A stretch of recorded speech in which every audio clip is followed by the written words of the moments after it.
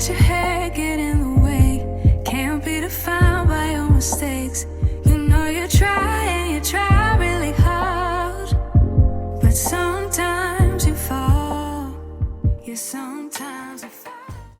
Hey y'all, so I came across this crazy story on TikTok of this young lady who is basically looking at life due to her ignoring the red flags. And I kind of just wanted to drop it here because I wanted you guys to understand that ignoring red flags isn't always as simple as just a heartbreak. Sometimes ignoring red flags can change your life, compromise your freedom, and compromise your health. All right, y'all, before I get into this story, I just want to drop a friendly reminder that this page is about healing. So before you come to the comment section wanting to read sis down, I want to remind you that these stories are often shared to help other women avoid being in this situation. And a lot of times they've already taken accountability. So please refrain from feeling a need to enforce your opinion in regards to what she ignored. Take notes if you can. If you already know these things and you don't need to take notes, then by all means, you can skip commenting. I am currently facing life in prison in a foreign country. And if you've been following my account over the past year, you know that I was framed for a drug crime in a foreign country by my ex-boyfriend. I've had dreams to move overseas for like probably 5+ years. For the last 5 years of my life, I quite literally, if you know me, if you're close to me, you know that I have always dreamt of living overseas. That has always been one thing that I've always said that I wanted to do, and I always said I want to do it for at least a year. I just want to go overseas. I want to try it out. I want to experience life outside of America. So this was a dream that I had set, and it was in my 5-year plan, and I hit that mark right at the end of my 5-year plan. So I quite literally had someone in my life at that time who was there to cause a complete detour and a complete distraction. I had someone there who wanted my life and would stop at nothing to make sure that I no longer had my life. The life that I've been working hard for most of my life. So yeah, we're really going to get into like the spiritual aspects, everything. Like there's just so many components of this story, and I can't just jump into like, this is what happened overseas. No, we got to go into what really happened and how we even got to the point of someone being able to frame me for drug smuggling in a foreign country. My intuition has been screaming at me to start this freaking story time, and I have to stop ignoring it at this point. But before we get into like what's currently happening and, you know, what went on in court, what went on when I got to said foreign country, we need to go backwards. And we need to talk about everything that I missed in my relationship with a narcissist and a sociopath and someone who quite literally wanted to steal my life from me. At the end of the day, if I can help 2 people who are currently in a relationship with a narcissist or who are currently going through some of the situations that I've gone through, and when I tell you from physical abuse to sexual abuse to emotional abuse to verbal abuse, everything. In the last 2 years, I've quite literally been through it all. And yeah, if I can help someone through the situation or out of the toxic situation that they are currently in, this stuff is real, man. And someone quite literally tried to take my life from me in the physical sense and in a literal sense, if that makes sense. But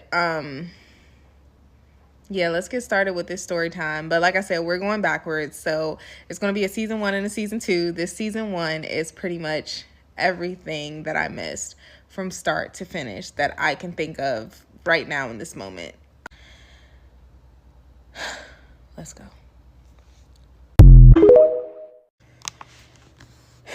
So if you watched my last video, you know by now that I am currently facing life in prison in a foreign country because I was framed. But as I said, there will be a season 1 and a season 2 to this story. So right now what we're going to do is kind of go backwards in the story so I can tell you all every freaking red flag, every sign, everything I missed in my relationship with a narcissist and a sociopath and probably a psychopath. I don't know if he's a sociopath or a psychopath, but definitely one of them. So I can tell you everything I missed. So let's get started from the beginning. So in the beginning, everything was great. So I thought.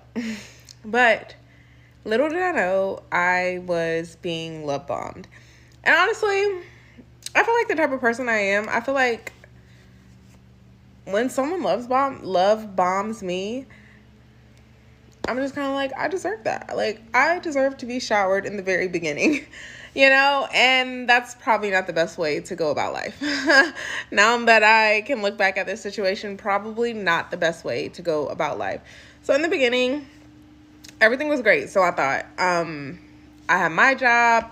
He worked for my ex, my narcissistic ex, worked for the mayor.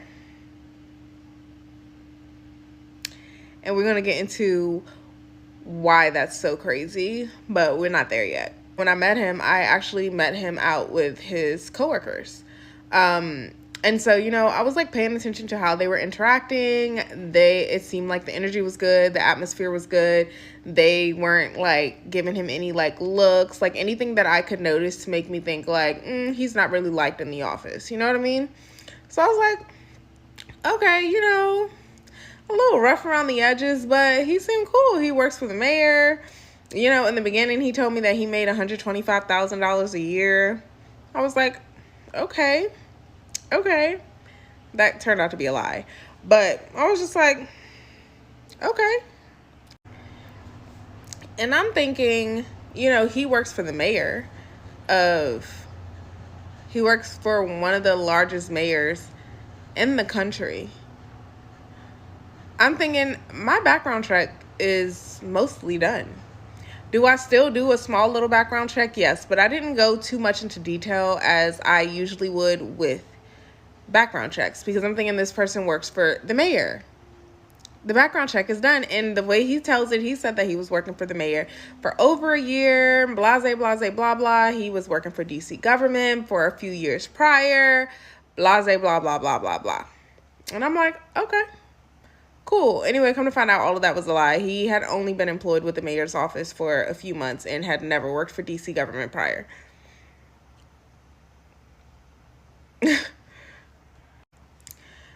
So here we are to the very first red flag I missed.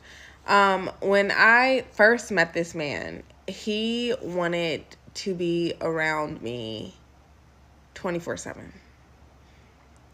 All the time. I mean, if I was on lunch break for work, he was pulling up to my job, like, come on, let's go out to lunch, like, blah, blah, blah.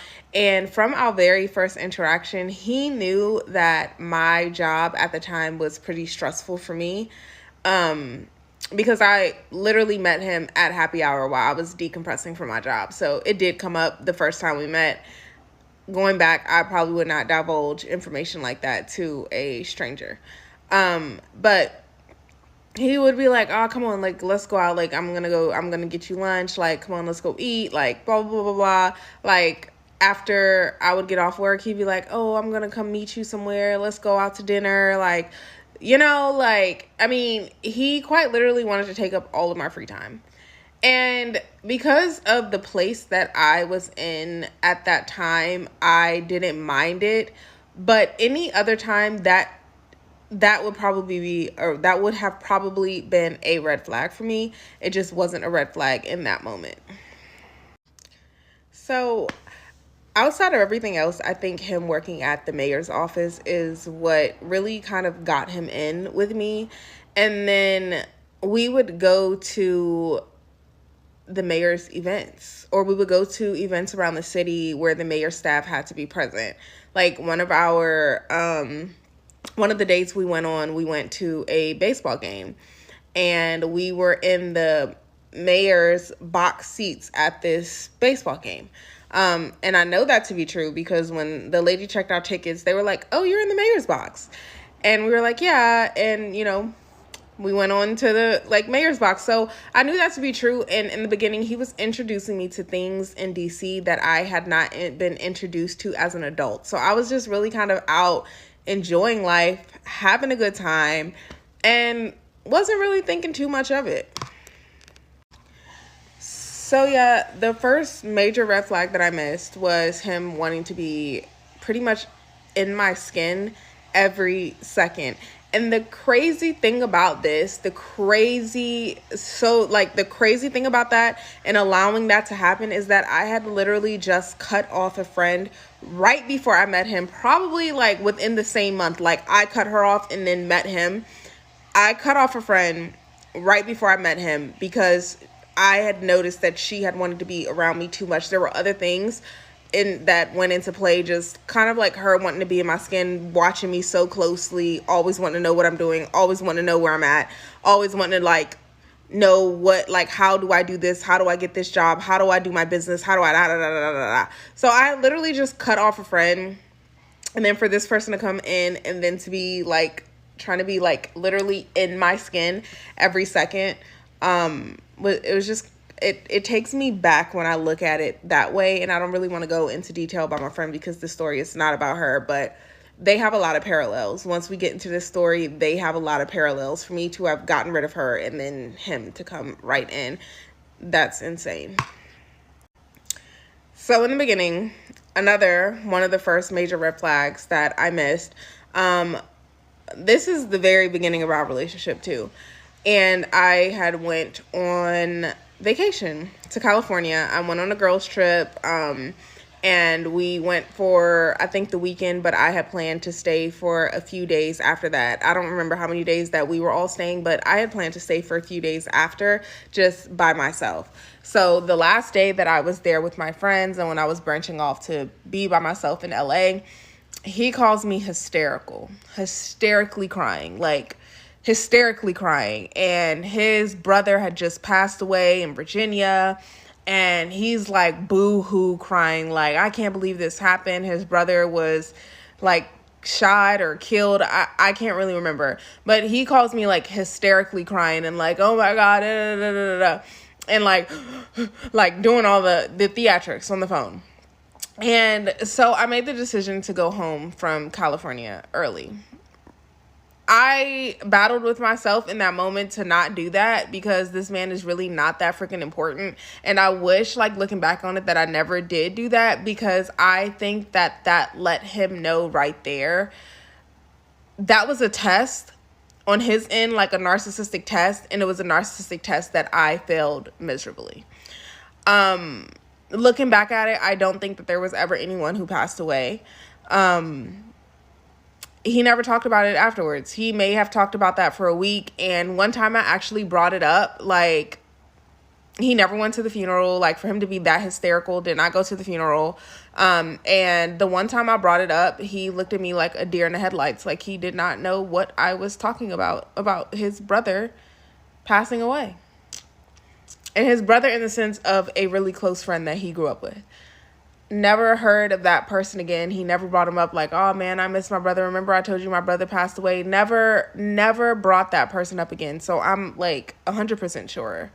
I'll give it 99% sure that no one ever passed away. And it was a lie. Either way, it was a test for me to come home from my trip early because I could not be on vacation without him. And that was the first test to see how much he could control my life. So part 2 of the Menace saga, my ex will be referred to as the Menace moving forward, because that's quite literally what he is. And I just want to say before I get started with this part, I am not putting all the blame on this person. At the end of the day, like I said, I didn't follow my intuition. I didn't follow my gut feelings, and I did not look at the red flags. This story time is quite literally going through everything that I freaking missed. While I take full accountability for the role I played in having this person in my life and for all the signs that I missed, I take full accountability for that. So for the comments that are already starting to come in, like, you need to take accountability, my accountability is there. And that's why I'm doing this story time. And I'm doing this story time to quite literally help other people and to bring awareness to other people. So not to this comment or this commenter, but like, let's just not even go there. Like, don't even go there. Thanks. So to start with part 2, as I already said, he worked for the mayor. That checked out. That was correct.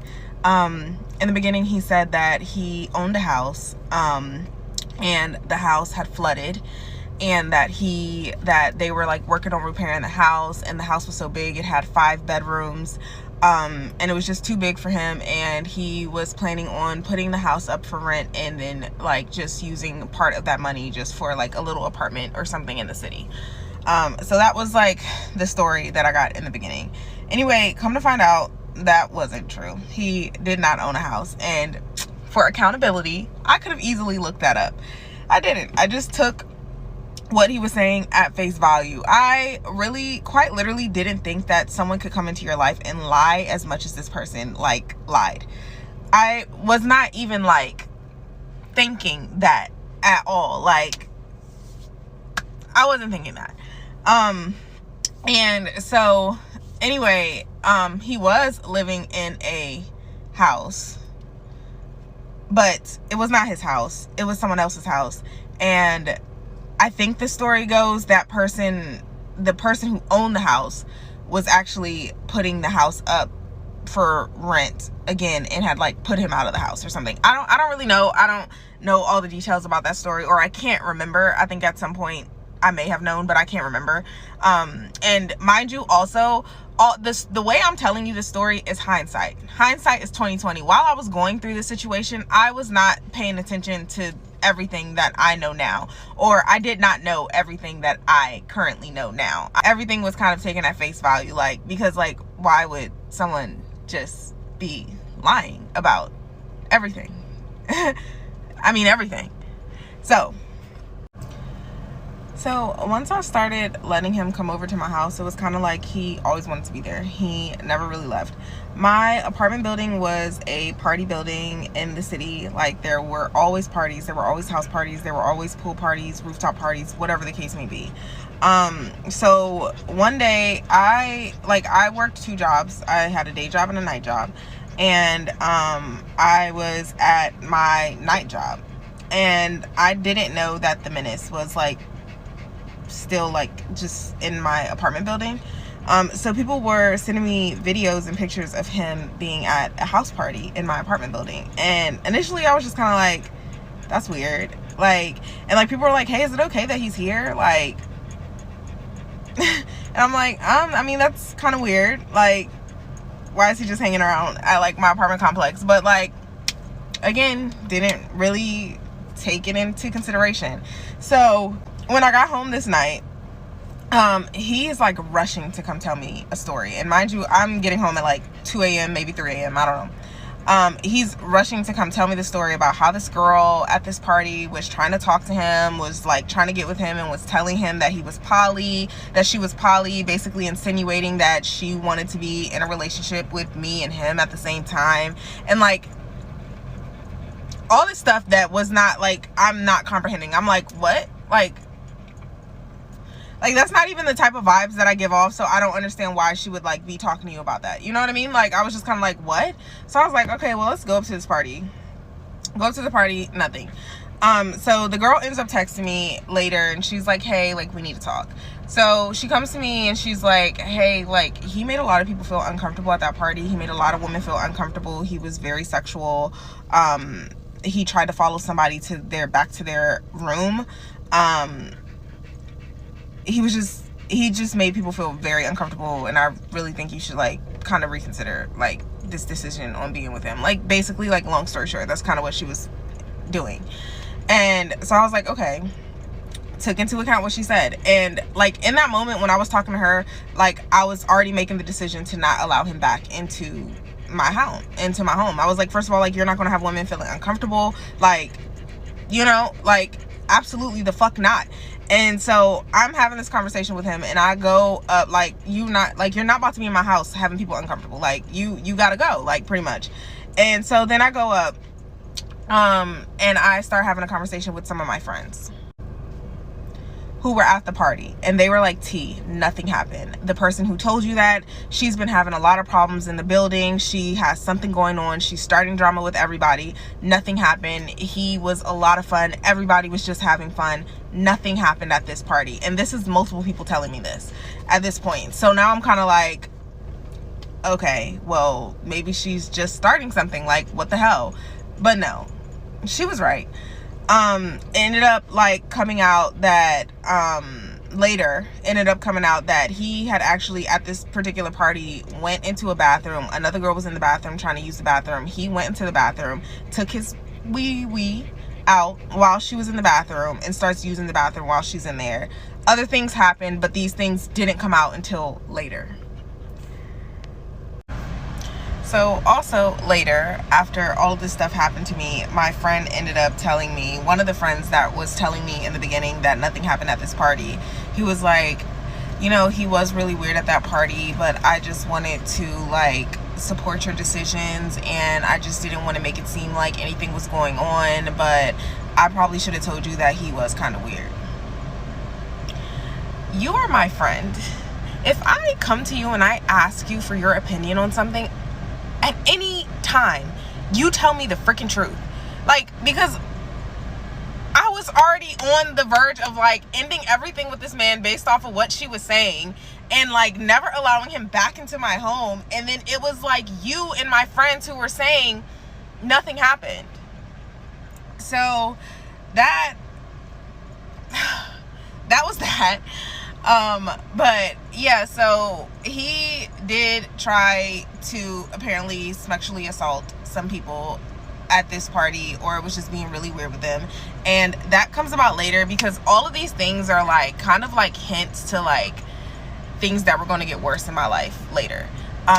Because I was sexually assaulted, and we'll get into that in another story time that comes about a lot later.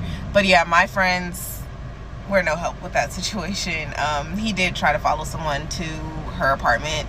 He did whip his wee out in front of somebody in a bathroom. He was being sexually inappropriate with multiple women at this party, but nobody came to me and came forth and said anything. The majority said nothing happened. He was a lot of fun. He loves you. Like, he really likes you. I can see the way he looks at you. Like, don't pay attention to what that girl said. She's lying. That's what the majority came to me saying. But had I just listened to that girl, I would not be here. I would not be here. Like, so also, mind you, when they were telling me that this girl lies and not to listen to her, not to believe her, I'm instantly going into protect black men mode. Because now there is a person outside of my race who is accusing someone of being sexually inappropriate with women. And so now I'm like, all these people are saying you're lying. You're not about to do that to a black man. Mind you, hindsight's 2020. This is a black man that should have never in life been protected. He should have been put out. I should have never spoken to him again. But the majority said she was lying and he was fine. So, protect black men. Never again. I keep seeing comments about go to the embassy. Y'all don't think I went to the embassy? Like, this is what the embassy does. They give you pamphlets. They give you a list of lawyers. They give you a list of resources, some paperwork, some papers to read over, to look over. And they send you on your way. That's what the embassy did. So go to the embassy? No, like, it's not this big safe haven. Let's hurry up and get you out of here. Like, it's not that. you know? And then I also keep seeing people like, oh, like, you're so calm. How are you so calm? Bro, I've been dealing with this for over a year now. Like, I've had the anxiety attacks. I've had the depression. I'm still freaking depressed. I've had the panic attacks, the crying on the floor, the can't breathe, the can't wake up from sleep, the can't go to sleep. I've had it all. Like, I'm just, like, at this moment, like, it's just kind of like I'm just working to have the best outcome. Like, that's it. That's all I can do. And I'm going to smile through it. I can't be miserable. All right, so back to part 2. The friends that were telling me nothing happened were men and women. I am not still in communication with the majority of those people who told me that nothing happened. They weren't necessarily like best friends or anything. They were more so acquaintances and good neighbors, like, you know, people that I partied with often because I was in a party building. But I can't say that they were like besties or anything like that. No. All right, so this leads me to a dentist appointment that the menace had. The menace said that he had a dentist appointment. He had to get a tooth pulled. I was like, oh, like, do you need me to pick you up? And I was like, you know, are they putting you under, putting you on like laughing gas or anything? Do you need me to pick you up? And he was like, no. They said that they don't need to put me under. They're just numbing the mouth. So I'll be good. I'll be able to, you know, see you afterwards. And I'm like, okay, cool.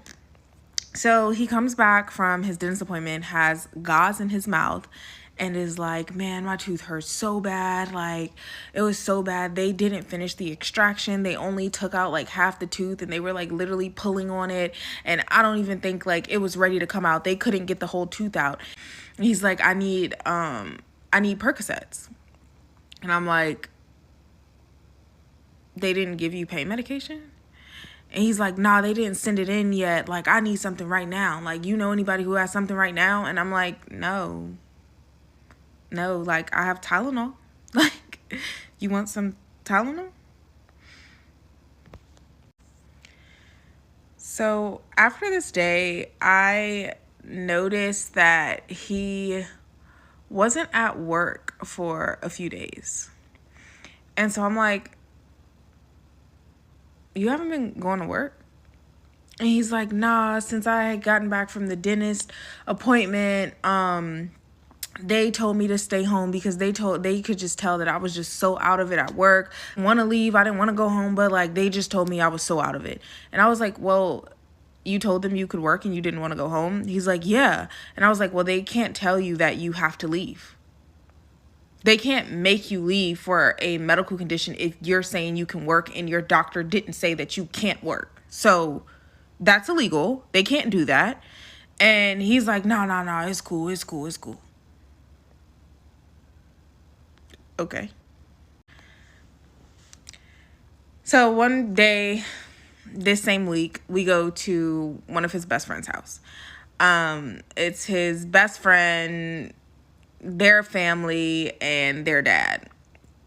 And we're there, we're cool, and they're like, oh, let's pop a bottle, whoop, whoop, whoop. And I was like, oh, wait, like, we didn't bring anything. I was like, nah, the menace, we need to go to the store and we need to bring something. Like, I'm not coming here empty-handed. Like, they just fed me. They just popping a bottle now. Like, nah, like, I don't move like that. Like, go to the store, go get a bottle. We go to the store, get a bottle, come back, pull up in the driveway, and the menace gets a phone call. And the phone call is HR. And the mayor's office just fired the menace. While I'm in the car, I hear the entire phone call. It was extremely brutal. They were literally on the phone like, we don't have to tell you why we fired you. Just know we're firing you. Like, we're letting you go. But I don't have to tell you why. You can contact so-and-so and so-and-so. Go ahead and turn in your equipment on this day, and that's it. And I'm just like, and they were like, and the menace is asking, like, why? Like, what happened? Like, what did I do? And he's like, I don't have to tell you anything. And I'm like, oh. Ooh.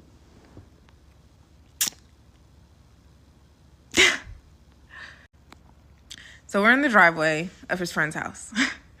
And we walk inside. My face is bloodshot. Like, I'm in my head, I'm like, what do I do right now? Like, I'm in a relationship with this guy. He just lost his job. And I really don't want to stay with him beyond losing his job. And I think that was written all over my face. And my intuition at this moment was like, leave him right there. Like, leave him at his friend's house. Go ahead, pull up out of that driveway and leave him at his friend's house. But inherently, I'm not a bad person. So I'm there, and the dad of his friend, like, pulls me to the side and is talking to me. And it's like, man, he's, like, a really good guy. Like, you know, don't give up on him. Like, I know, like, he lost his job. Like, it's not, you know, he'll get another job. Like, don't do that to him, man. Like, don't give up on him. Like, he's a good guy. He's a good guy. Like, this is a 60, 70-something-year-old man, like, talking to my 20-something-year-old behind, telling me that this man is a good man. And don't give up on him. He's a good guy. Like, just take care of him. Just take care of him.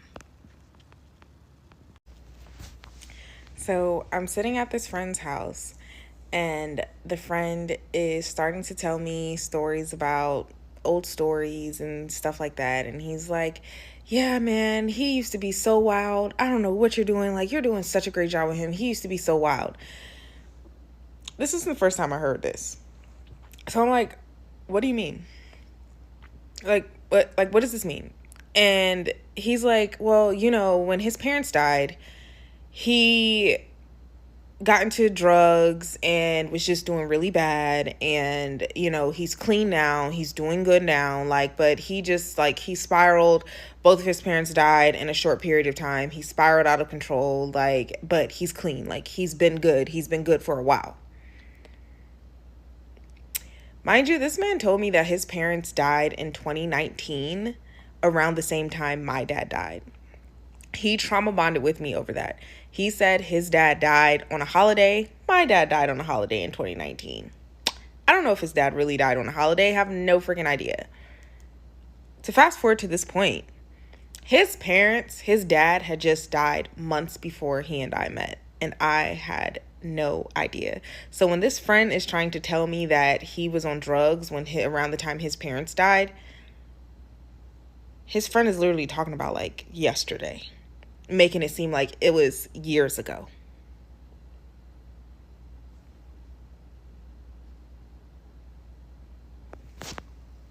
So now we start to get into the drugs.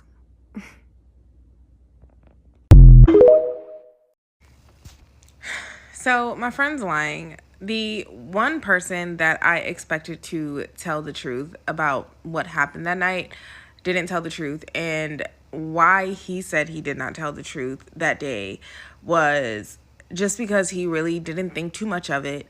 He said, I seemed really happy with the Menace, and the Menace seemed really happy with me. He said the Menace seemed very into me, and he just didn't want to like ruin a relationship over something he didn't deem as that serious. He saw the Menace like, I guess, dancing with people and stuff like that, but he didn't take it as like people were uncomfortable and it had stepped into like a sexual assault realm. So that's why he didn't say anything. As for the other people, I don't know why they didn't say anything. I haven't asked. I haven't really been in communication with any of them, and I haven't taken it back to that point, like why.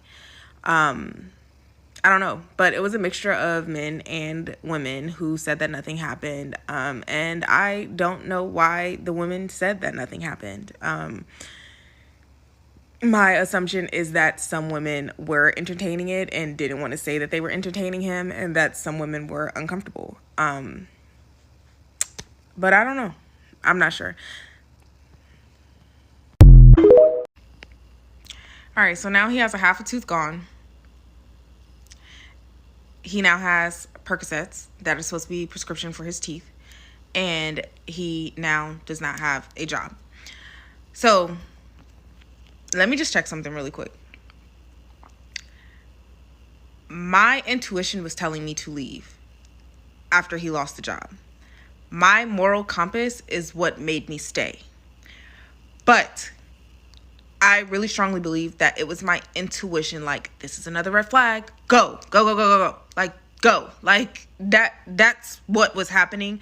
And my moral compass overrode my intuition, because I was like, that's messed up. Like, I can't do that to him. Like, you know, like, he was just working for the mayor. Like, he's been there for like over a year. Like, he can easily get another job, you know? But that was not the case. That was not the case, and we're going to get there. So, his teeth. He now has Percocet. All right, cool. I now hear a conversation with him on the phone with his sister. Apparently, he has this large inheritance. His sister has to sign off on him taking out money from his inheritance, and he has to sign off from his sister taking out money from the inheritance. So they both basically have to be in agreement for either one of them to take money out of the inheritance.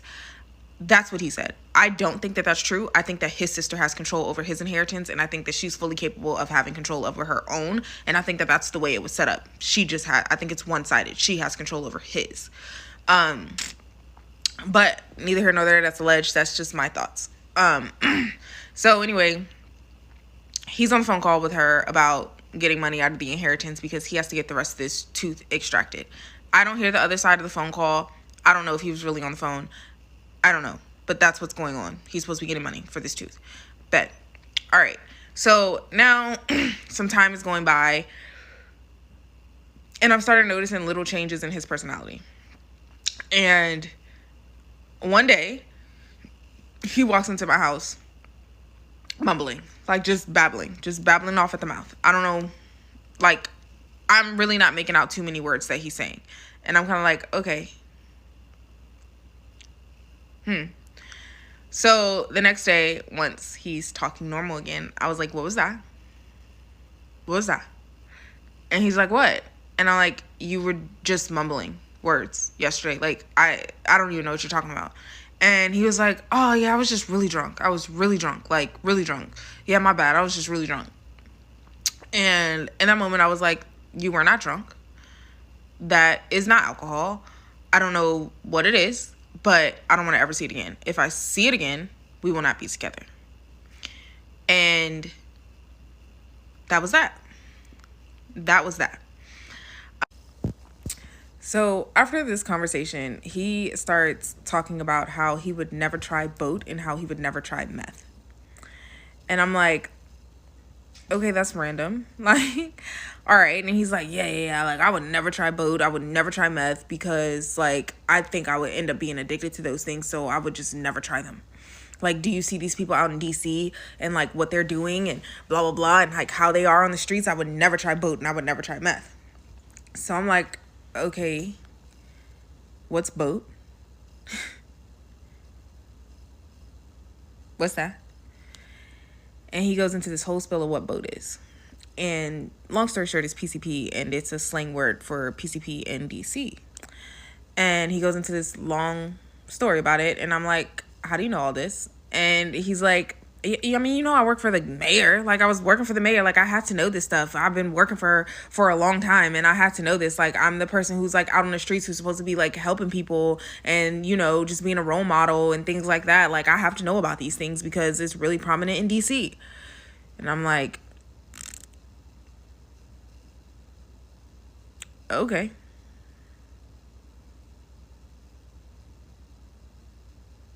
Okay.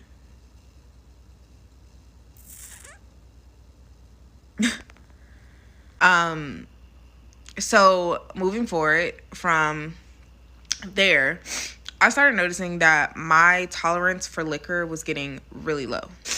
And my tolerance for liquor really isn't that low. Like, I can go shots for shots. I can go rounds for rounds. Like, my tolerance for liquor was not low. Cutwater was my thing back then. If you live in DC, you know, like, or just in the States, like some places, if you know, you know. Cutwater was my thing back then. And he, like, was always bringing gifts. Every time I saw him, he always had a gift, always had something. And a lot of times it was, like, a new thing of Cutwater. And I couldn't figure it out. Like, I was just like, okay, maybe I need to cut back on Cutwater. But it was, like, anything or anytime I was drinking with him, my tolerance was so low. Like, my migraines started increasing. Like, I've always been prone to migraines. My migraine started increasing, and it just started taking me, like, way longer than usual to get over alcohol. And my brain started getting, like, really foggy, and it just started getting really weird, like, brain-wise. It just started getting really weird, really foggy, and, like, really jumbled. and I was just kind of like, what the like, what is going on? What the like, what, like, this is not, yeah, no. Like, even, like, I had stopped drinking liquor and was just drinking wine. Even, like, sometimes I would just be, like, chilling out, drinking wine. Like, it would happen. And the culprit is that I was always around him. So, fast forward to knowing what I know now, I was being drugged. My alcohol was being drugged when I was with this person. Multiple times. Because and I think that this problem happened, or he started doing this because I was very adamant about no drugs in my home. And whatever that was weird, and it's not going to happen again, or I will not see you again. And so he started working overtime and underhandedly trying to get me addicted to drugs. All right, part 5. This is my last part for the night, and after this, I'll probably get on live. We'll see. It's 2:50 a.m. So anyway, the tooth. I think that tooth is still in his mouth. If there is a missing tooth, I think it happened long before my situation with him. I think that him complaining about a tooth and missing a tooth and all of that, I think that that was just a ploy for it to be acceptable for him to have painkillers around me. Because I have quite literally already been very adamant about no drugs, you know? Like, your friend already told me you had a bad spell. Okay, I accepted that. We moved on from that. There's no such thing as drugs around me.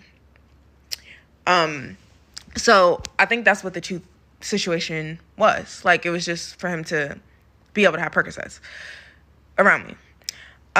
So with a narcissist, you always get the truth within a lie.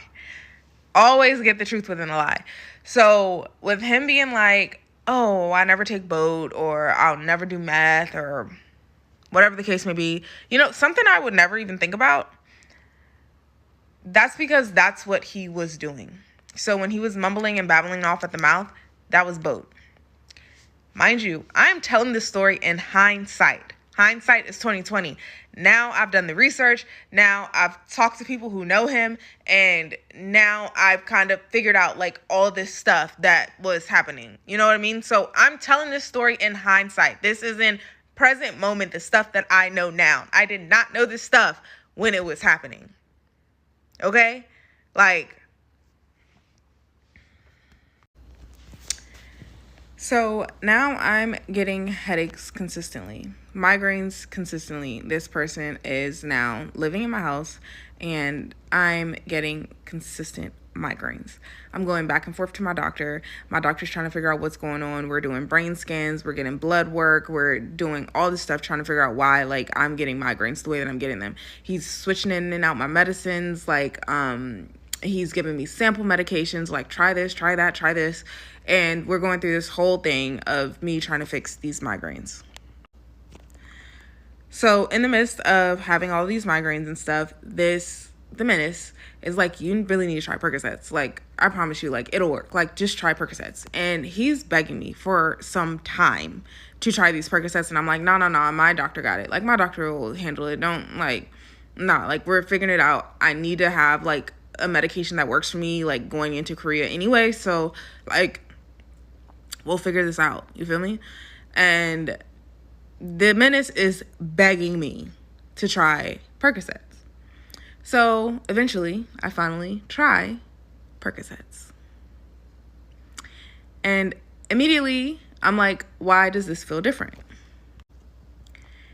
Because I have been prescribed Percocets in the past, multiple times. And so he's like, it's 30 milligrams. Like, you've probably only been prescribed 5 or 10 milligrams. Like, it's 30 milligrams. That's why, like, it feels different. Like, it's the same. It's just Percocets. It's just a higher dosage.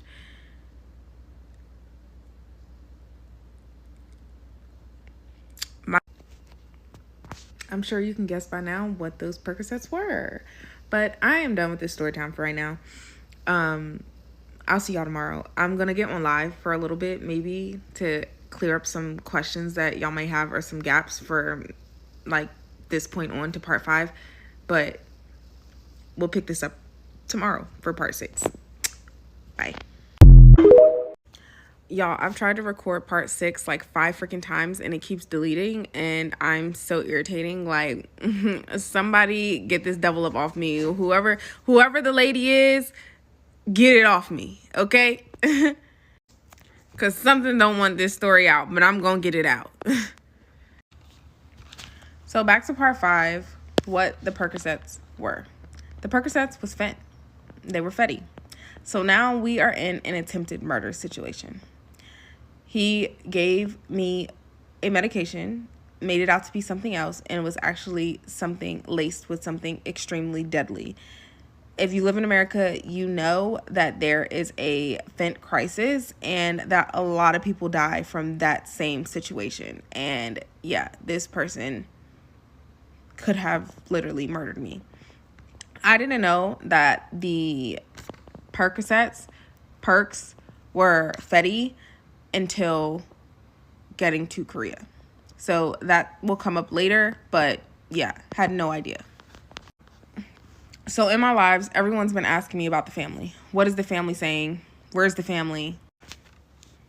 The rest of my part 6 deleted once again. This is the 3rd time making this specific video.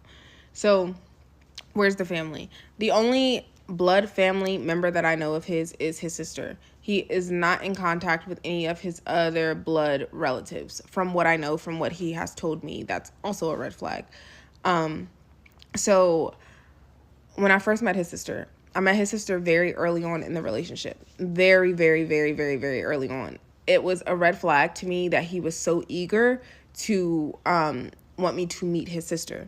He was very eager for me to meet her and very eager for her to come to my home. He was not living in my home at this time, but he wanted to have dinner with her at my home. And at the time that she was visiting DC, I was kind of like confused because I'm like, why isn't she just staying at your house? Like, why is she getting a hotel? Why isn't she just staying at your home? Like, what's up? What's going on, you know? And so, you know, she comes over, whatever. Anyway, that eagerness, I think, came from him. He was using me to look like a better person in front of his sister. Like, oh, see what I have access to, see the person I'm with. Like, I was pretty much used to make the narcissist look better to the outside world. That was my role. So, yeah, met her that time. It wasn't a weird interaction, but it was weird for me to have met her that early on. So fast forward to Christmas time. We were supposed to go to his sister's house for Christmas, who lives in another state. And he's like, yeah, we'll just stay with her or whatever, you know, like in the beginning, he's like, yeah, they'll take care of everything or whatever. And I'm like, okay, whatever. So closer to Christmas, he ends up telling me, yeah, my sister does not want us staying at her house. We'll need to get a hotel. And also they want us to go in half on the expenses for Christmas, like the food and everything else, which isn't abnormal or anything. But by this time, by Christmas time, he had already lost his job at the mayor's office. So I'm like, who's paying for this? Like, you expect me to pay for flights, hotel, and food at your sister's house? Absolutely not. Like, it's not happening. And so I was like, you can go to Christmas, but I'm not going over there for Christmas. Also, like, I'm like, at this point, I'm kind of like, is it me? Like, why doesn't you're her brother. Why doesn't she want you to stay at her house? Like, what's going on? And he's kind of making it seem like it's a me thing. So I'm like, well, I'm not going over there. Like, I'm not going there. So fast forward, we didn't go to Christmas. Fast forward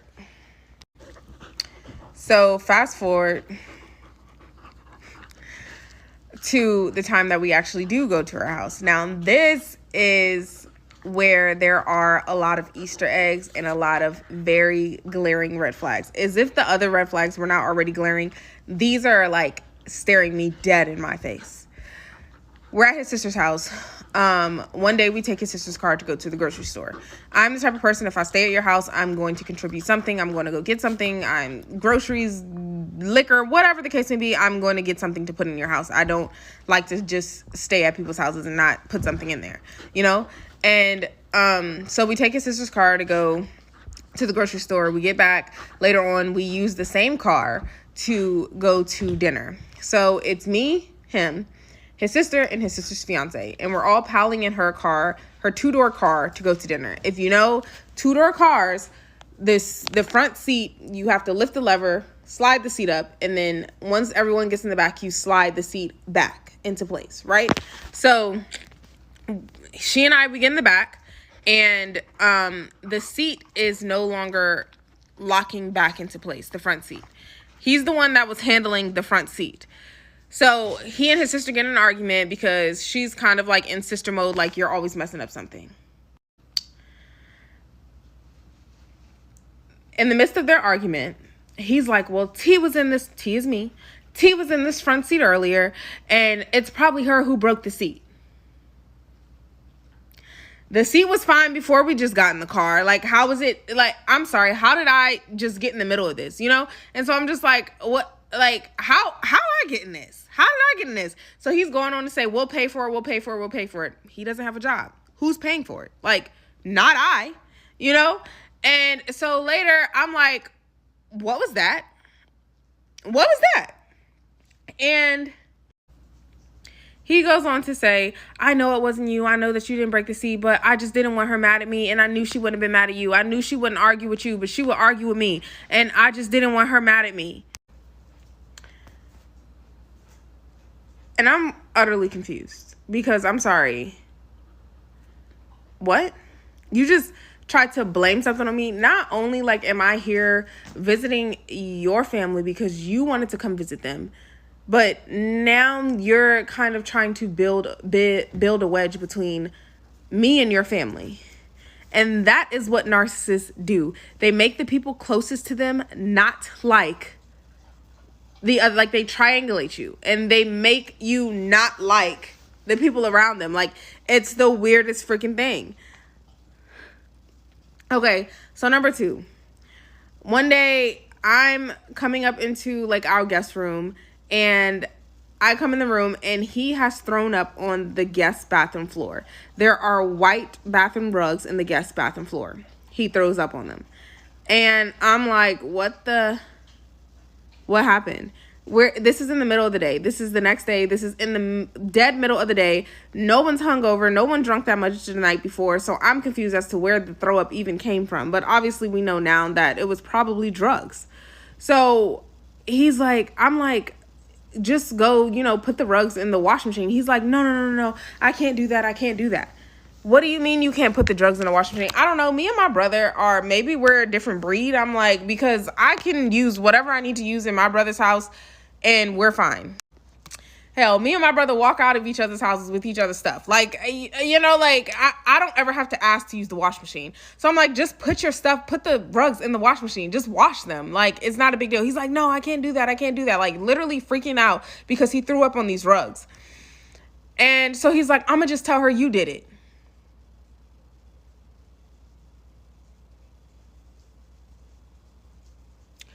So I walk my behind downstairs, speed walk down the steps to go tell his sister that he threw up on her rugs. And her response was, I love my brother, but he is so problematic. That should have been a red flag. I mean, all of it should have been a red flag. Should have been a red flag. And I'm just like, why would you try to blame me? Like, again, trying to make me look bad in the eyes of his sister. Like, not that I was working overtime to look good, but like, you're working overtime to make me look bad, like to make it look like I'm messing up her things and messing up her house when you're the one breaking up stuff and throwing up on people's floors. Like, why couldn't you make it to the toilet? So then one day he and I are watching TV and talking to his sister's fiance.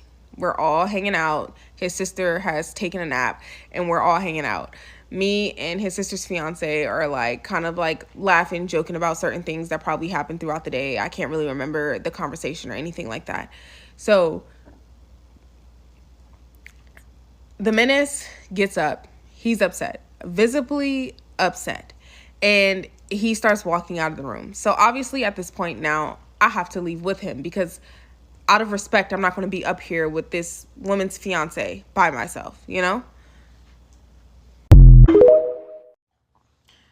All right. So he's visibly upset. He's walking towards the door. I'm now leaving the room behind him because out of respect, I'm not going to be in this room with this woman's husband, well, fiance, by myself, right? So we're leaving the room, both of us together. And he looks at me and he's like, yeah, because you want to have sex with my sister's fiance.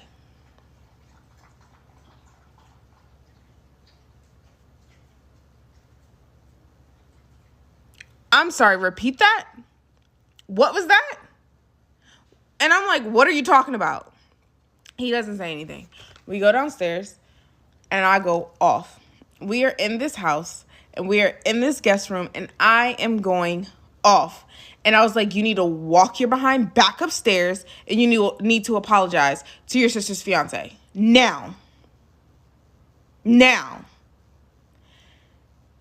He leaves the room, goes upstairs, comes back and is like, yeah, he didn't even hear me. Like, you're tripping. Like, he didn't even hear me. Y'all, when I tell y'all there's no way that man did not hear him, there is no way that man did not hear him.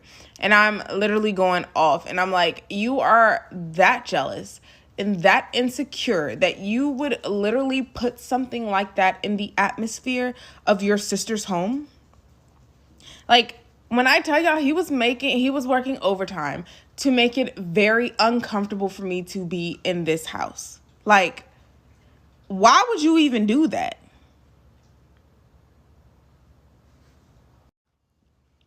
So, I'm like, all right, cool. So, to take it back to the last part or whatever, the Christmas situation, because I had to redo that story so many times, I ended up missing like vital points of that story. So Christmas, after I made the decision that I was not going to Christmas, he came to me after Christmas and was like, yeah, my sister is pissed at us that we are not going, that we did not make it to Christmas. She is so upset. And I'm like, we didn't make it to Christmas because of you. Like, I don't give a shit who she's mad at, but we didn't make it to Christmas because of you. So one of the things that he would do throughout our relationship was try to use his sister's status to manipulate me. There was a lot of forms of manipulation that he would try to do. A lot of them did not work. And this is one of the ones that did not work because I'm quite literally like, I literally don't give a shit what your sister thinks. I'm confused. And so there were multiple times throughout the relationship, yeah, my sister's not going to like you because of this. Yeah, my sister is pissed at you right now. Yeah, my sister's not. She's just not. I don't give a fuck. I don't care. Like, I'm so confused. So I don't know if that worked with other people, like his, other women that wanted to be with him, wanted to be close with his sister. I don't care. I was just kind of like, I'm sorry. What? So that was one of the things that he would do for manipulation. Also, I think that this situation with his sister, that situation at his sister's house was kind of when the smear campaign started against me with his family. Mind you, me and his family got along from what I could see on my end, unless I was missing social cues. Me and his family got along well. Like his sister's fiance, we all got along well, unless I missed social cues. He did not like that. He could not stand that. And during that time, that weekend that we were at their house, he worked overtime to try to dismantle a friendship and a relationship that we were building.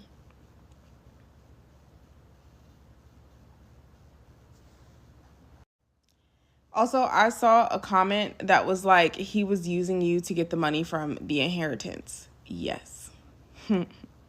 Yes. He was using me. He was using my status and he was using who I was to present to his sister as this clean individual, like he's now clean, he's now off drugs, and he can get the inheritance. And I'm going to talk about that in maybe part 9. But right now, we're going to roll into the grape and the sexual assault. Okay, so that's going to be part 8.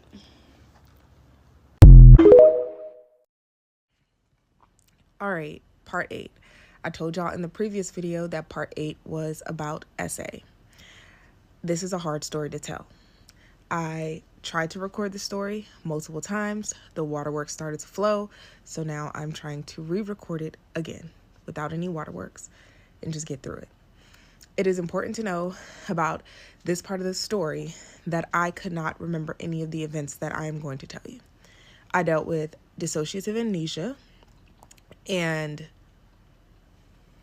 could not remember any of this stuff until I got to Korea, until I started reporting this man to the police station. And I distinctly remember sitting down at the police station and asking the policeman for a break because a flood of memories just came in that I did not have before. They looked at me and they said, "We understand. This always happens to people who are dealing with a lot of trauma." February 14th, 2023, Valentine's Day. I come in from work. My apartment building has decorated the lobby. It's Valentine's Day. They have champagne, they have hors d'oeuvres, chocolate covered strawberries, all the whole 9. We grab a glass of champagne. We go upstairs. I open my little gifts. My gifts include a box of Cutwater. By this time, some people are asking, like, what, like, was I just taking care of him? From what I know, he was living off of his inheritance. He had gotten some of his inheritance money from his sister. Whether that's true or not, I don't know. But that's what I know. So we drink a glass of champagne. We take a nap, get up. And he has already opened a can of Cutwater for me, and it's like, come on, like, let's start drinking. So we drink Cutwater, we leave out, we go to this play. We get a drink from this play, and I think I may have had a couple of drinks from this play, but not enough to be drunk. The whole time I kept saying, how am I this drunk? How am I this drunk? I don't understand how I'm this drunk. This is, like, not me. And he's like, you probably, because you mix liquor, like the Cutwater was tequila and then you had something else at the play or whatever, probably because you mixed. Yeah, I know how I am when I mix. That wasn't it. That wasn't it. So we get back to the house. He wanted to go out and do more stuff. I was like, absolutely not. I do not feel myself. I need to go home. We get back to the house. He looks at me and he goes, "Are we going to have sex tonight?" I jokingly respond, "Ha ha ha, we'll see." He looks at me and his face structure is not the same. His eyes have no color. They're black. And he goes, "I'm surprised I haven't forced you yet. I forced all my women." I look at him and I say, "You mean grape?" And he says, "It's not grape if you're with someone. That'll be extremely hard to prove."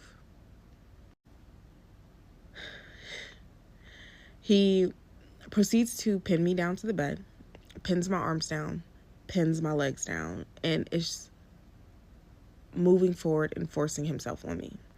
I am now fighting him off of me. As you can see by now, I have been drugged, so I do not have any, like, body strength to fight like I usually could. I proceed to bite him on his neck and I think, like, on his shoulder up here to get him off of me. That was the only form of defense that I had at this point. The next flash of memory I have is my body and head being slammed against the wall and me being choked unconscious. The next flash of memory that I have is him FaceTiming my mother and telling my mother that I just randomly attacked him. I am so drunk, and I randomly attacked him out of nowhere for absolutely no reason. He is now on the phone manipulating my mother into a storyline so that I will not be able to speak my truth to her, I guess. The next flash of memory I have is me putting him out of my home, trying to get him out. He is refusing to leave.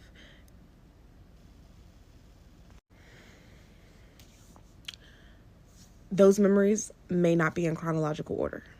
They are flashes of memories that I have from that night. The next day, I wake up and I'm instantly looking over at him and I'm like, what happened last night? He has this complete look of guilt on his face that immediately starts to go away when he realizes that I truly cannot remember what happened. He then starts to once again create the narrative that I randomly attacked him out of nowhere.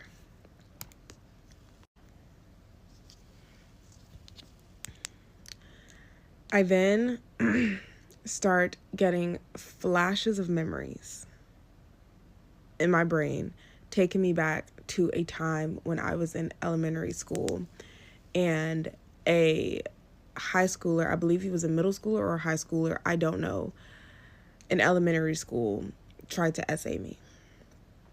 My brain is going back to that time, a time that I haven't thought about in years. I wake up while I'm getting up, and I now realize that my hoo-ha is in a lot of pain. I look at my body, and I have bruises all down my legs, and I have a handprint bruise on my arm.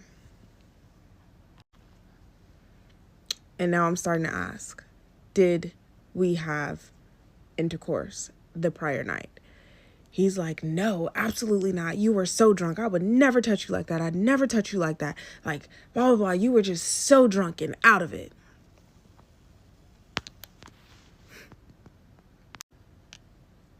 For the next week, I am in bed. I cannot get up out of bed. My body did not want to function. My brain did not want to function. And I could not figure out what was going on. I could not put anything together because I had no memories of anything to put together. The only thing that I had was a flashback of something that happened to me in elementary school. I hear him on the phone with his sister, and he calls his sister and he's like, yeah, T's been just sleeping for the last couple of days. She mixed liquor on Valentine's Day and just got so drunk, and like she just can't get up out of bed.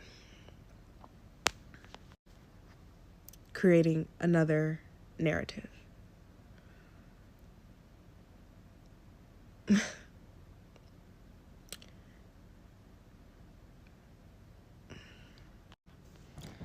So from what I know now, his statement about forcing all of his women is a lot. There's a lot of truth to that. I have spoken to other people who have confirmed that SA or grape has happened to them at the hands of him. And coming to terms with what happened to me that night took a very long time. This is why women don't report. Sometimes we really don't know. We don't remember. It comes back later. So be easy with people who are dealing with SA and who didn't report, because it's really not that easy when you go through something that traumatic.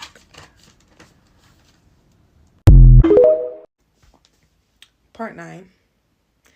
Let's take a moment to clear up some gaps that y'all just can't fathom or get together in your brains. I'm not in prison. I have not been convicted of anything. And the reason I am able to be out and free while I'm going through trial is due to my SOFA status. 2, this is a traumatic story to tell. Whereas I think it's important to get it out, and my intuition has literally been egging me to get it out for an entire year. I'm finally doing it. Since I've started telling this story, I've already lost 4 pounds.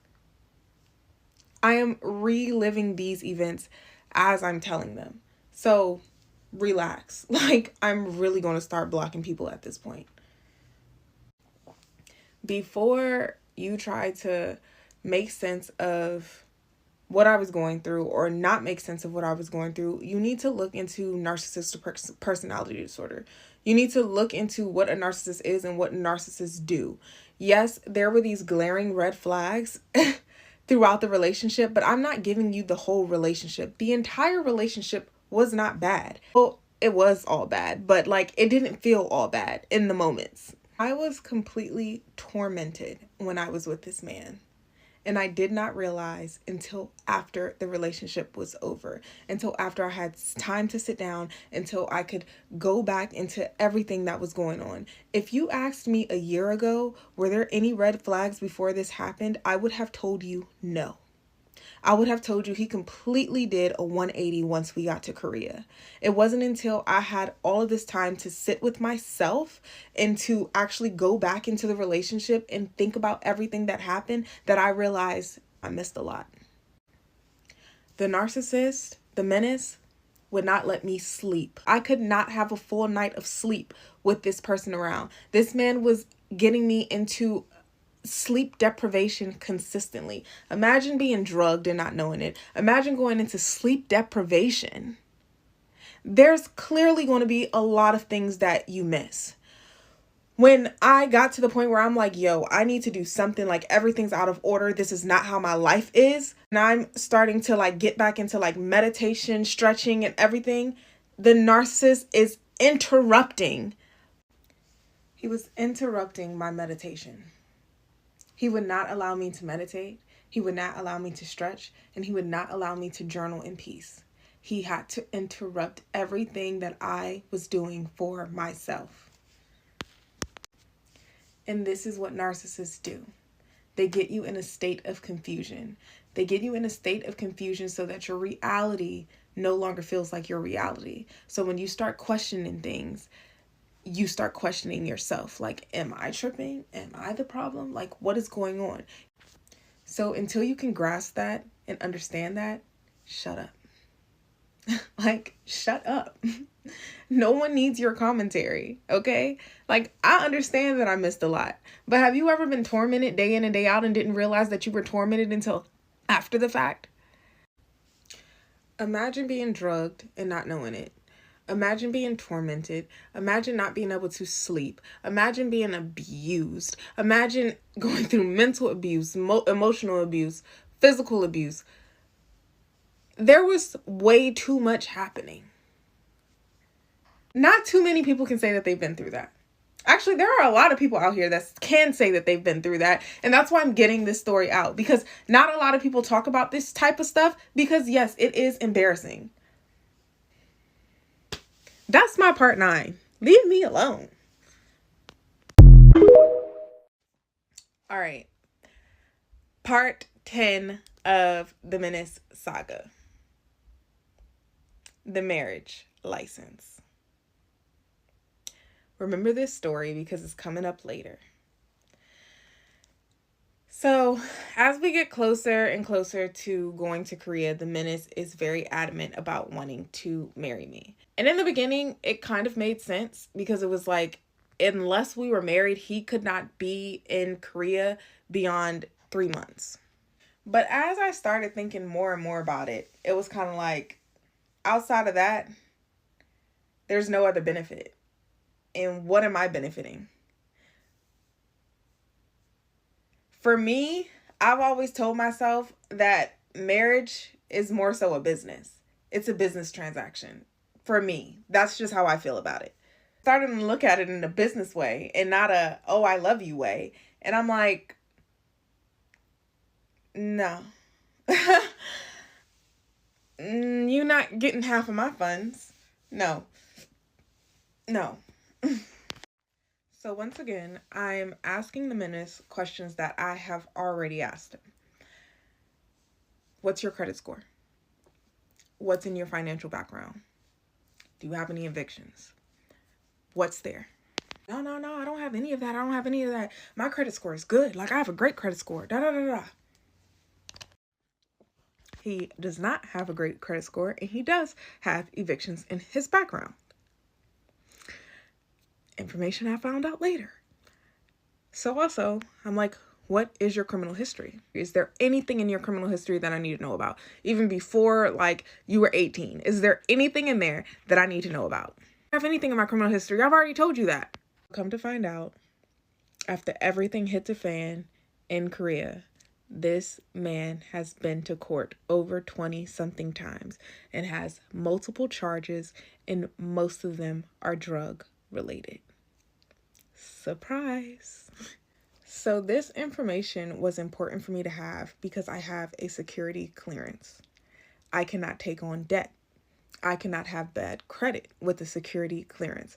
And I can also not marry a felon or someone with a criminal history.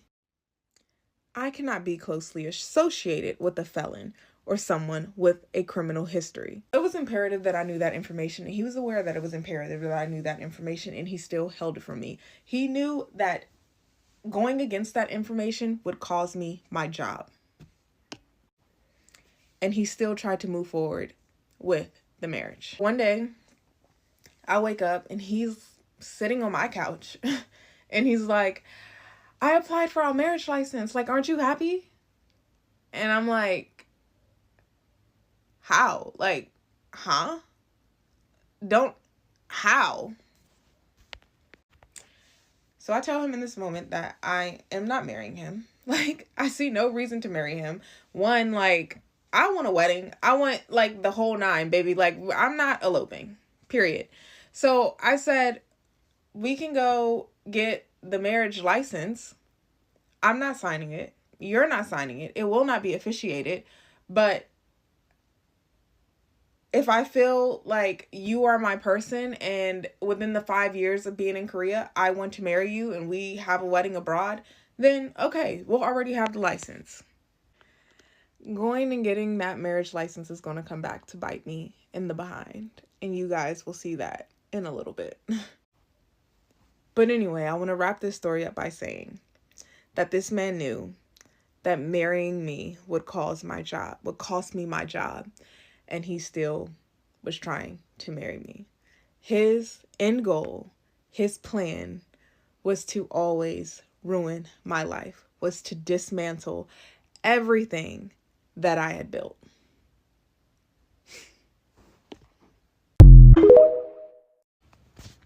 Part 11. I realized I came into this story time like y'all are my friends and y'all personally know me, and that is my fault. Also, a lot of y'all have not been in the live, so y'all haven't been able to kind of get information that I haven't gotten to yet in the story time. So that's on y'all. But why I came to Korea. So in 2022, I made the decision that would be my last year in Washington, D.C. I was living in Washington, D.C. That was my last year. I had been talking about it for over a year. When people said, are you going to renew your lease? Are you going to renew your lease? I was like, no. I don't know where life is taking me, but I'm getting up out of D.C. this year. So I applied for other jobs in other states and in Korea. Accepted into the jobs that I applied for, and I chose Korea. I chose Korea because I had always wanted to live abroad. That was just always a thing that I wanted to do, and that's why I chose Korea. Actually, the Menace was not coming with me to Korea. That was never a part of the original plan. The Menace was working for the mayor, and I was going off to other things, and that's where it was going to end. And the Menace lost his job for the mayor, So it just seemed like at the time, well, dang, things are lining up. Maybe it's just fate that you're able to come to Korea. I realize now that him losing his job was not fate for him to come to Korea. It was just a red flag for me to leave. So despite what the Menace has said or has told people, he never had a job in Korea. He had a little small job that paid probably 20, did not pay a lot annually. That was a teaching job online that he could have gotten anywhere in the world. He did not have to be in Korea. He could have been in Mexico and got that job. I found out later that the Menace told everyone pretty much that he knows, his friends and everything, that he was the one who got a government job in Korea and that I followed him here. That is not the truth. Menace told everyone that when he was leaving, that I stole everything from him. I stole his home because everything in Korea was his. That is not the truth. Menace followed me to Korea with no job. And the plan was for him to get a job on base because he was already working for the DC government for years. So I said, well, it'll be so easy for you to get a federal government job because you've already been working for DC government for years. As we know now, he was not working for DC government for years. He was only employed at the mayor's office for some months. So that is how I got to Korea. And that is a part of the destiny swapping. The Menace put me in his life path, facing felonies, and he went off to convince the world that my life was his. So for anybody who's watching this, who knows the Menace, you've been swindled and bamboozled. He did not have a government job in Korea. Okay? As we know now, he has a criminal history. So he was never going to be able to get a job on any military base in Korea. He knew that. I did not know that at the time. So to go back to the last part, why he could only stay here for 3 months is because he was here on a tourist visa. He was coming to Korea on a tourist visa. You can only stay here for a max of 3 months. You can travel out of the country and you can come back in, but there's only a certain amount of times that you can do that. So that's one of the reasons why he wanted to get married, so he could be able to stay in Korea as long as he wanted. There are other reasons for that marriage as well, but we will get to that when it comes. Part 12 of the Menace saga, the background check. According to the Menace, he was born and raised in Washington, D.C. He lived in Northeast D.C. all of his life. He drove me around his neighborhood, showed me where his cousins lived, showed me where his dad lived, showed me where his whole happy family lived together in a house. Showed me the house he and his dad lived together and it was only them, and there was a ramp built on the outside of the house. He said that ramp was built by the city because his dad was disabled. He drove me around to this liquor store and said that the original owner of that liquor store was pushed out by the neighborhood because he was messing with a 14-year-old. He showed me where he got shot as a teenager. He said he was walking to the store for his mother and got hit with a stray bullet when he was a teenager, and that's why his stomach looks the way that it does. He prided himself on moving from Washington, D.C. and going to college in Virginia. That was a big jump for him. He finally got out of the city and got out of Washington, D.C., and he thought it was just such a big jump that he was going to college in Virginia. After college, he moved his college girlfriend back to Washington, D.C. with him and his family, and he had to introduce her to everybody on the block so that they wouldn't mess with her because she was new to the neighborhood. All right. Come to find out, all of that information is false information. It is not true. He was not born nor raised in Washington, D.C. He never got shot, and he did not move his girlfriend from college to D.C. It's quite the opposite. Allegedly, she moved him to D.C., and she had to introduce him to the block so that they wouldn't bother him. Allegedly. The stomach issue was just a hernia. I got the story that he was shot. I've talked to other people. Some people said he had a hernia since he was a baby. Some people said he got a hernia while playing football in high school. No one knows how he got the hernia, but he has a hernia that wasn't taken care of, I guess. So yes, I did do a background check. I looked in all the wrong places. He told me that he lived in D.C. and at some point he lived in PG County. So when I went to do my background check, that's where I looked. I don't know about y'all, but the only way I know how to do a background check is by going to the state and then going to the counties that that person has lived in.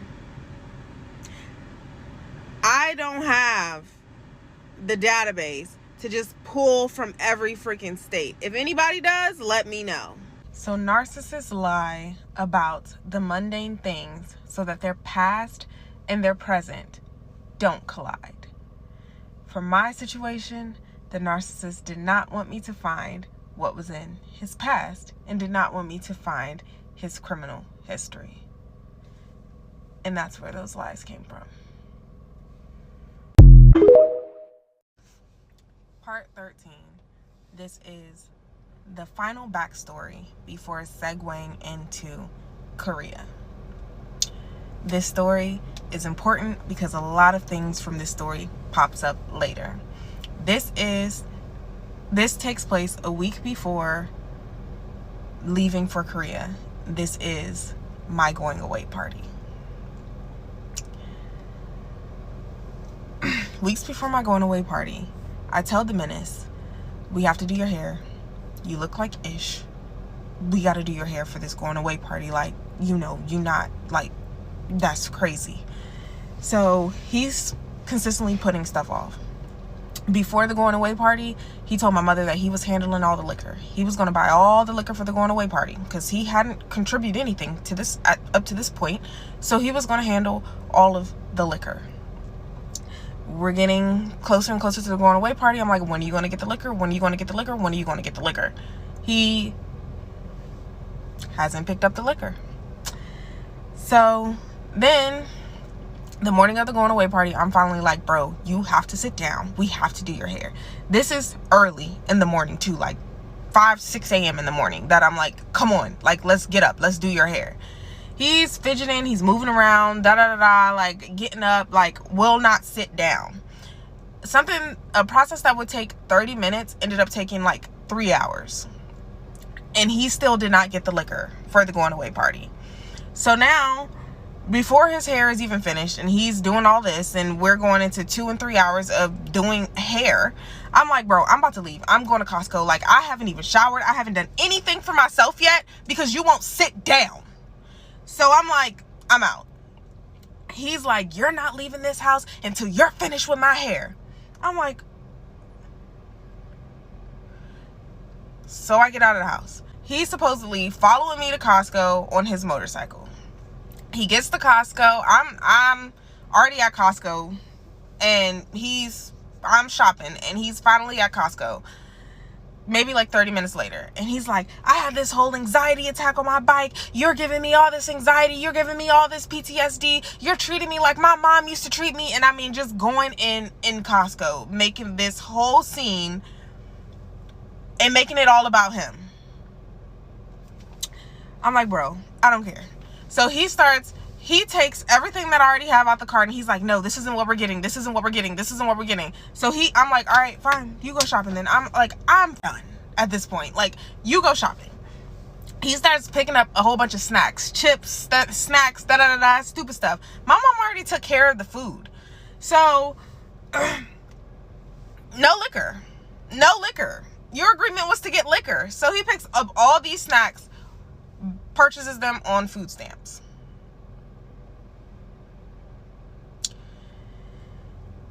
So I'm putting the snacks all back in the Uber and all this stuff, and we get in the Uber, and he's arguing in the Uber, and I'm like, bro, I'm not about to do this. I'm not trying to argue with you with this nice lady in this Uber. Like, he's like, I had to take my motorcycle. I had to drop it off on the side of the road because you gave me all this anxiety, and I couldn't get all the way to Costco. So now she has to drop me off to my motorcycle. The motorcycle was low-key a little bit of a detour. And I'm like, this ain't really even on the way to Costco. How did motorcycle get over there if you was coming to Costco?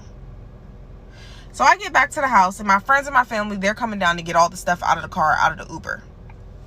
He's not there. It's like 30, 45 hours till he even arrives. And so he comes up, and now I'm starting to introduce him to my friends, family, blah, blah, blah. Mind you, I'm not even dressed yet. I haven't even got dressed because this man just ruined the entire morning. So I'm trying to go downstairs and get dressed. And now people are coming in and out of my house, and I can't do anything. Like, this man gets dressed, finishes getting dressed before me, and goes up to my going away party without me.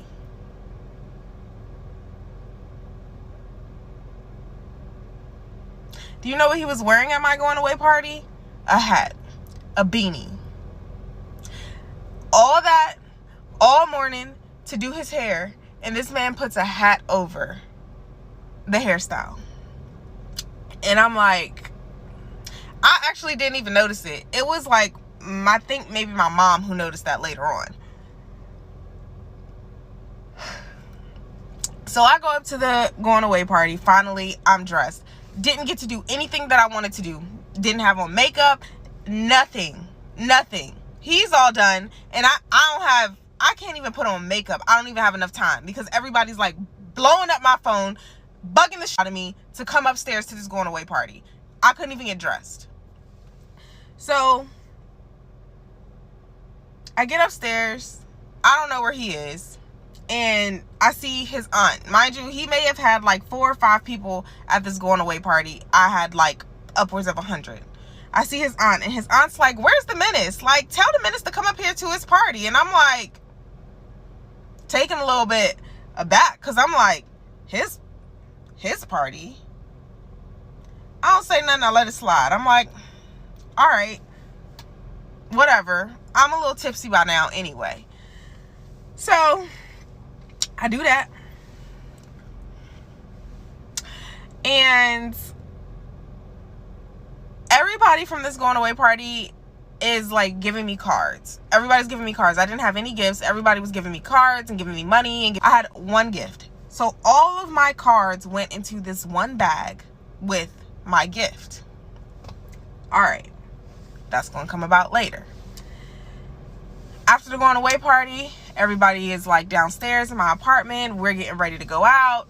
I can't find my cards that everyone gave me with their nice words and nice encouragement and money. I cannot find them anywhere, and I'm going off. This obviously completely ruins the end of the night because I'm like, where's my shit? Where is it? And I'm starting to go through everybody's stuff. And y'all, when I tell y'all I did not suspect this man, I did not suspect him. I really, truly didn't. I should have, but I did not. Now, a wedge is starting to being built between like me and my family, because I'm now cursing everybody out and telling everybody to get the hell out of my house, because who stole my stuff? And it ruins the last night that I've had with my family for now almost 2 years. This story is coming up later, so remember the details in it. So to sum this up, because I do want the lessons in the story, the narcissist works overtime to ruin every big event, every moment that you will have. They will ruin your graduation. They'll ruin your birthday. They'll ruin their birthday if you're the one who planned it. They ruin every single big event. Anything that's monumental in your life, they're going to ruin it. So if you got somebody that's doing that, you're probably dealing with a narcissist. Part 14 of the Menace Saga, preparing for Korea. At this point, I did not want the Menace to come with me to Korea. I spoke to a few people about it, and kind of the generalization was like, well, I don't know if you really want to go over there by yourself. You're going to a whole new country. You're doing this alone. It'd be best if you had someone with you, someone there to protect you, blah, blah, blah, blah, blah. No one knew what I was going through with the Menace, and at this point, I really hadn't come to terms with everything I was going through either. I was sitting with myself and trying to figure out whether or not I was going to tell this man that I did not want him to come. I had this very eerie, gut-wrenching feeling that that was not a good idea. From what I know now, from what transpired when I did actually get to the point of leaving him, he would have tried to severely hurt me or unalive me for leaving him. He would have made sure that I did not go anywhere without him, whether it had been Korea or whether it had been down the street. So since the ball was already rolling, and y'all know that feeling when your heart drops when you think of something? That's the feeling I was getting when I was thinking about telling him he could not come. So since the ball was already rolling, I was kind of like, all right, what could happen? So in Korea, I had a representative. I had someone on the ground in Korea helping me through the process, getting my paperwork done, telling me everything I needed to know prior to coming to Korea. In this process, my paperwork got messed up, and we were kind of in like limbo as to whether or not I was going to be able to make it to Korea on the date set for me to make it. The Menace had already purchased his ticket, and yes, he purchased his own ticket. He purchased his ticket like a month before. So I'm scrambling, trying to get this paperwork corrected. You know, we're going back and forth, and we're at the point now where I'm in limbo, and I may not make it to Korea on the date that I was scheduled to make it. I may not make the same flight that the Menace had purchased prior. So we're now at the point where the Menace is possibly going into Korea by himself. But when you're moving to a different country, the government packs your entire house. They come and they do all the packing and they do all the moving, and they put your stuff in shipping containers so they can ship it to the next country. So when we finally got the paperwork together, the moving company comes and everything is scrambled. Everything is last minute. Pretty much everything got expedited. And the moving company comes the day before I'm scheduled to leave for Korea.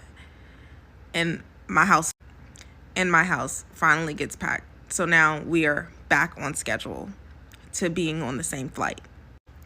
So during this time, a representative is pretty much telling me everything that I need to know. I'm going over all these briefings, all reading all this stuff to get prepared to coming to Korea. Some of the stuff that's there is just what to bring, what not to bring, and make sure that you have at least 3 months supply of your medications. So the Menace and I are now heading to the flight. I don't sleep when I'm taking long flights the night before so that I can sleep. well on a flight. So we get to the flight. We're cooling. I plug in my headphones. I'm starting to watch a movie. I'm falling in and out of sleep, waking up periodically. And something to note, the flights from DC to Korea are like 20 hours. So periodically, I think one time I woke up, I'd asked the concierge if I could have a mini bottle, like something to drink.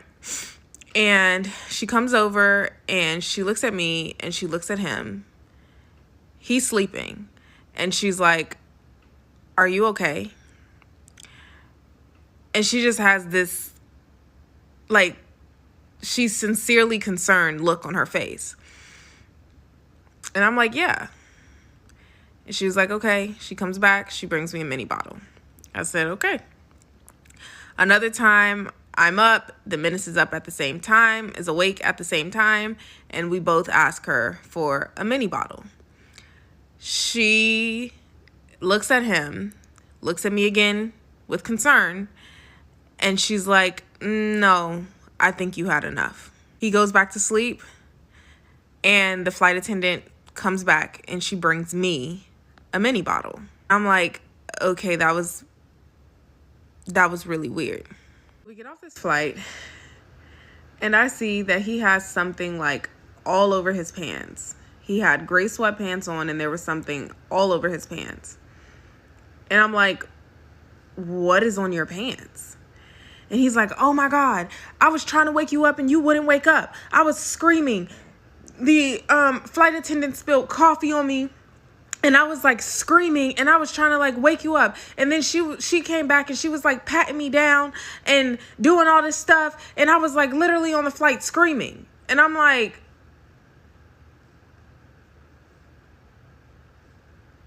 what? Like, huh?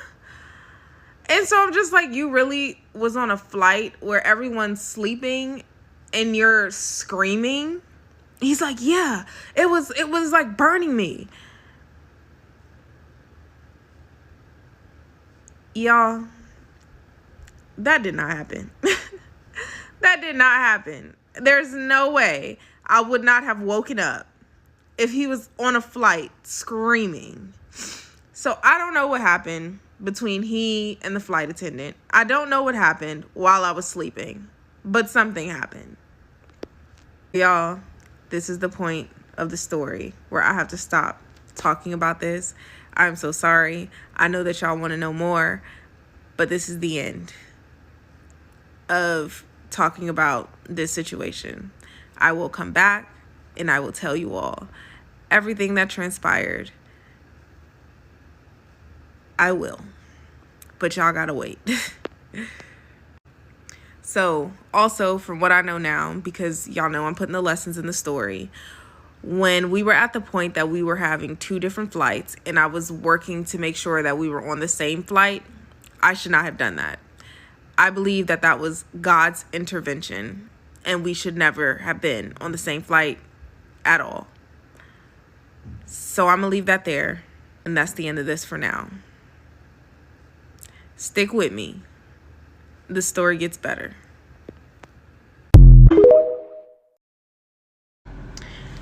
Y'all, clearly you're a flying monkey to a narcissist, so I'm going to address this comment. One of the things that the narcissist, the menace, used to do to wake me up out of my sleep was have anxiety and PTSD attacks.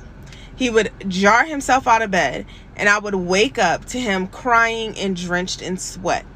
Consistently, this happened over time a lot. So I'm going to preference what I'm about to say with this little bit of information about me.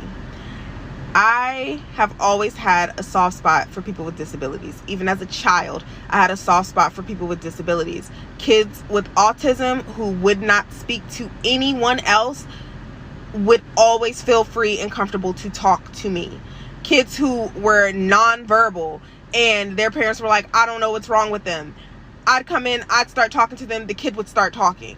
Like, I've always had a soft spot for people with disabilities, and I can always understand disabilities and mental health. I'm probably one of the few people on this earth that could really understand people with mental disabilities, and have always been able to talk people with like anxiety, like panic attacks and stuff like that off of a ledge. I've always been like that, and I've always had a soft spot, to the point where as an adult I ended up started working with people with disabilities. And the comments that I would always get when people would come into my office, like, oh my God, thank you so much for talking me off that ledge, like thank you so much. And that's a natural gift that I have always had. So the menace used this bit of information about me to manipulate me. He would use anxiety and panic attacks and PTSD and all of that to manipulate me so that he would not be held accountable for his actions. So he would get me in a place where I'm walking on eggshells to make sure that I'm not giving him an anxiety attack because he did something wrong and now he doesn't want to be held accountable for his actions. That was a form of manipulation. One of the things that the menace used to always do was wake me up out of my sleep. I've mentioned this before. Well, one of the ways that he used to wake me up out of my sleep, he would somehow jar me out of my sleep. I would literally wake up jarred out of sleep. And I'd wake up to the menace sitting on the bed, crying and drenched in sweat. And now he's telling me that he had an anxiety attack, a PTSD attack, whatever the case may be. And so, like I said, I know how to get through to people with that. And so I would talk to him, we would talk him off the ledge, and we would go back to sleep. Well, over time, this started happening a lot. This became very, often.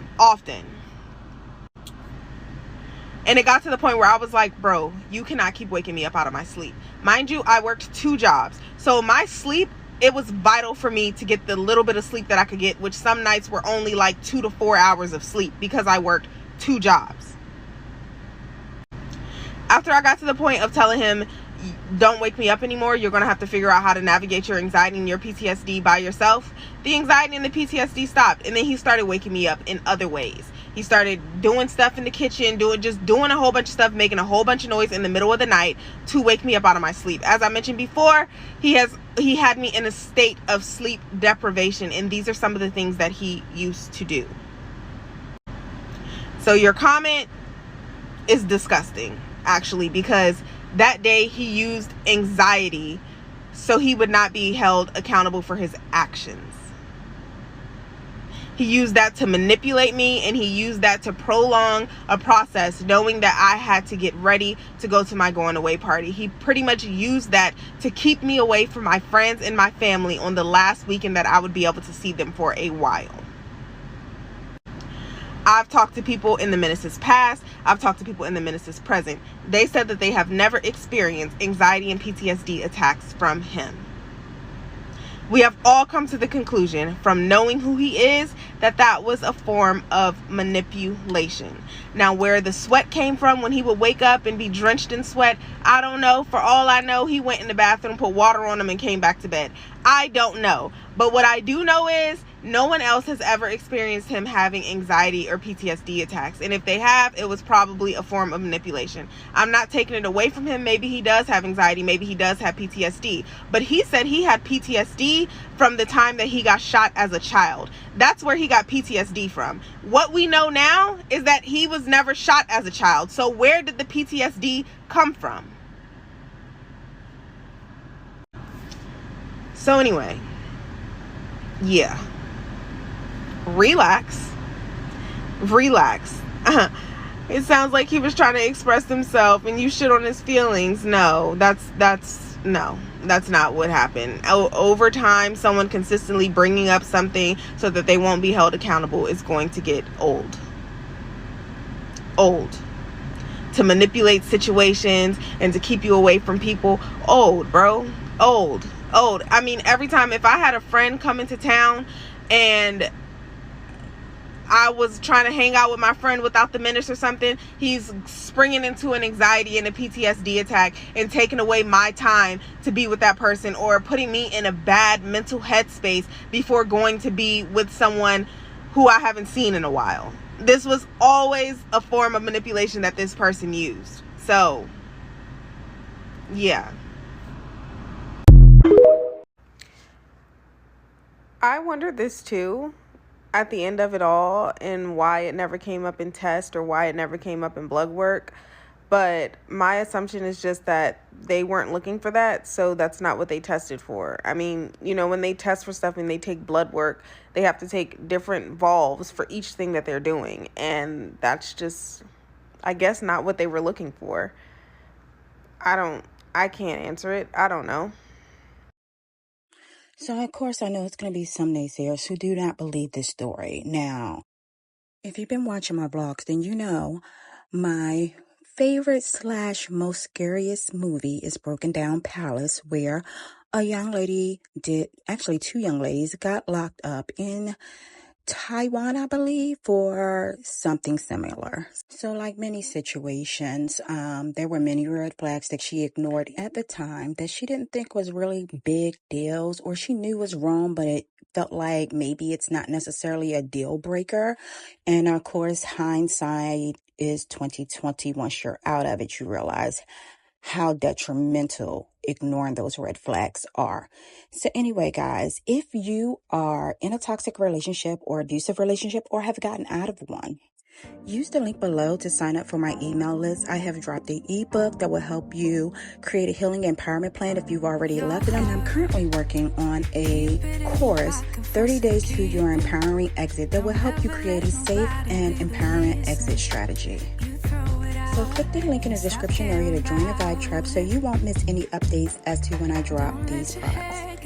Until next time, love yourself, protect your energy, and deal with life's bullshit with grace and gratitude. Love ya. But sometimes you fall. Yeah, sometimes you fall.